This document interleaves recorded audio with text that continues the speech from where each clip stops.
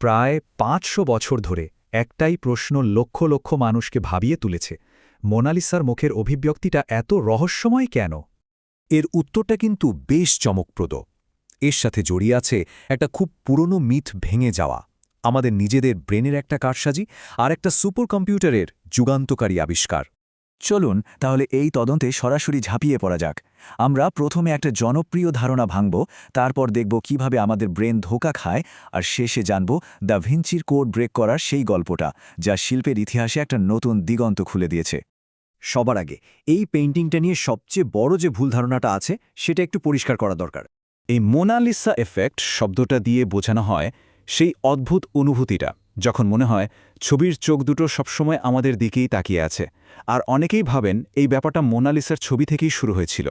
কিন্তু মজার ব্যাপার হলো ১৯৯৯ সালে বিলেফেল্ড ইউনিভার্সিটির একটা গবেষণা একদম মেপে দেখেছে যে মোনালিসা মোটেই আমাদের দিকে তাকিয়ে নেই।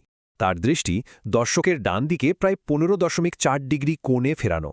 তার মানে বুঝতেই পারছেন যে এফেক্টের জন্য মোনালিসা এত বিখ্যাত, সেই এফেক্টটাই আসলে তার ছবির মধ্যে নেই। বেশ অদ্ভুত, তাই না? তাহলে আসল রহস্যটা কোথায়?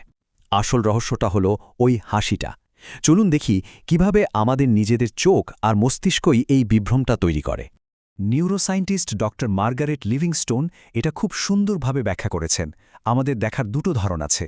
যখন আমরা সরাসরি মোনালিসার ঠোঁটের দিকে তাকাই, আমাদের সেন্ট্রাল ভিশন কাজ করে, যা খুব ডিটেলসে দেখে, তখন কোনো হাসি দেখা যায় না। কিন্তু যখনই আমরা চোখের দিকে তাকাই, আমাদের পেরিফেরাল ভিশন বা পাশের দৃষ্টি মুখের কোণার হালকা ছায়াগুলোকে ধরে ফেলে, আর তখনই মনে হয় তিনি হাসছেন। মানে যেই আপনি হাসিটা ভালো করে দেখার জন্য ঠোঁটের দিকে তাকাচ্ছেন, অমনি হাসিটা মিলিয়ে যাচ্ছে। এই জন্যই হাসিটাকে এত অধরা আর জীবন্ত মনে হয়। কিন্তু প্রশ্ন হল, এই যে ভিজুয়াল ট্রিকটা, এটা কি মাহাজ একটা কাকতালীয় ব্যাপার, নাকি লিওনার্দো দা ভিঞ্চি জেনে শুনেই এমনটা করেছিলেন? আচ্ছা, ২০০৫ সালে একবার একটা চেষ্টা করা হয়েছিল। তখনকার ইমোশন রেকগনিশন সফটওয়্যার দিয়ে বিশ্লেষণ করে বলা হয়েছিল যে মোনালিসা ৮৩% খুশি, কিন্তু এটা ছিল একটা প্রাথমিক প্রচেষ্টা মাত্র। কিন্তু সম্প্রতি এলজি উইলিয়ামসের নেতৃত্বে একদল গবেষক অনেক উন্নত প্রযুক্তি ব্যবহার করেছেন। তারা ফ্রন্টিয়ার নামের এক super computer, deep learning model আর ছবির প্রত্যেকটা ব্রাশ স্ট্রোকের আল্ট্রা হাই রেজলিউশন স্ক্যান ব্যবহার করে এমন একটা প্যাটার্ন খুঁজে পেয়েছেন যা গত ৫০০ বছরে কেউ ধরতে পারেনি। আর আর্টিফিশিয়াল ইন্টেলিজেন্স যা খুঁজে বের করল তা এক কথায় অবিশ্বাস্য। লিওনার্দো ইচ্ছাকৃতভাবে ঠোঁটের গঠনের সাথে ছায়ার কোনো সম্পর্ক রাখেননি, মানে ঠোঁটের নড়াচড়ার সাথে ছায়াগুলোর কোনো মিল নেই, যা একটা লুকানো লাইটিং প্রোগ্রামের মতো কাজ করে। গবেষকরা এই লুকানো প্রোগ্রামটাকেই বলছেন শিল্পের ইতিহাসে প্রথম ইমোশনাল অ্যালগোরিদম। ব্যাপারটা হলো, লিওনার্দো মোনালিসার ঠোঁটের চারপাশে ৩টে আলাদা আলাদা আবেগের জোন তৈরি করেছিলেন। বাম দিকের ছায়াগুলো নিচের দিকে, যা দুঃখ বোঝায়, মাঝখানটা একদম নিরপেক্ষ, আর ডান দিকের ছায়াগুলো ওপরের দিকে, যা আনন্দ প্রকাশ করে। এই ব্যাপারটা কিন্তু আপনি নিজেও পরীক্ষা করে দেখতে পারেন। ছবির ঠোঁটের ডান দিকটা আঙুল দিয়ে ঢেকে দেখুন, তাকে বেশ বিষণ্ণ মনে হবে। এবার বাম দিকটা ঢাকুন, দেখবেন হালকা একটা হাসির আবেশ। আর দুটো কোণাই ঢাকলে দেখবেন মুখটা একদম নিউট্রাল। এইভাবেই লিওনার্দো আমাদের চোখে ধাঁধা লাগিয়েছেন। এই ৩টে সহজ ইনপুট, মানে দুঃখ, নিরপেক্ষ আর আনন্দ, মিলেমিশে আমাদের ব্রেনের মধ্যে প্রায় ১৫টা আলাদা আবেগের সম্ভাবনা তৈরি করে।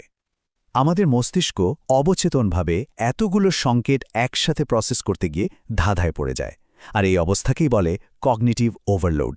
ঠিক এই কারণেই তার অভিব্যক্তিটা এত রহস্যময়। তো এই সব কিছুর মানে কি দাঁড়ালো? এই আবিষ্কার শিল্পকলার ইতিহাস আর লিওনার্দো দা ভিঞ্চি সম্পর্কে আমাদের ধারণাকে কিভাবে বদলে দিচ্ছে? এটা প্রমাণ করে যে লিওনার্দো শুধু একজন মহান শিল্পীই ছিলেন না, তিনি ছিলেন একজন পারসেপচুয়াল ইঞ্জিনিয়ার।